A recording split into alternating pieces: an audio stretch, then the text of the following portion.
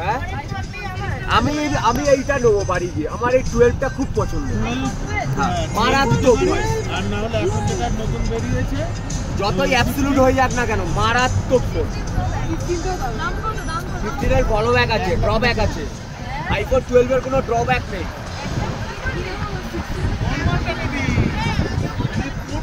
IPhone 12 এর এখনো পর্যন্ত সারা ইউটিউবে একটা ড্রব্যাক ভিডিও নেই।